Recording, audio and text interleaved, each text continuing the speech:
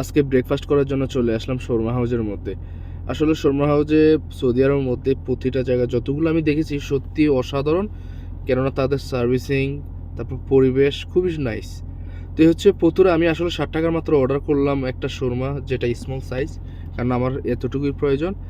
তো পানিটা আমি ভুলে গেছি অর্ডার করতে, তো পরে আবার গিয়ে আমি পানি অর্ডার করলাম 1 টাকা দিয়ে। তবে আসলে কেননা আমি পানিটা অর্ডার কারণ হচ্ছে গিয়ে শর্মা খায় যদি আমার গলাটা আটকে যায় পরে, তো আমি বিপদে পড়ে যাবো গা। তো পরে চিন্তা করলাম কই পানিটা অর্ডার করে নেই।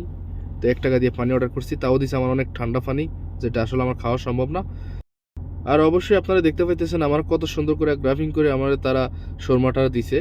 তো ভিতরে আসলে এটার মধ্যে রুটি থাকে, যেটা বাংলাদেশের মতন সেম একই। আর এর ভিতরে থাকে আপনার যে মুরগির মাংস, তারপর আলু ফ্রাই, চালাদ, তারপর চস ভিতরে থাকে আর কি। তবে এই শর্মার সাথে আমি যদি আসলে এক্সট্রাভাবে যদি আসলে কেচাপ যদি আমি না খাই তাহলে আমার হয় না। কেননা আমার কেচাপ খুবই পছন্দ, যেটাকে আমরা টমেটো সস বলে থাকি।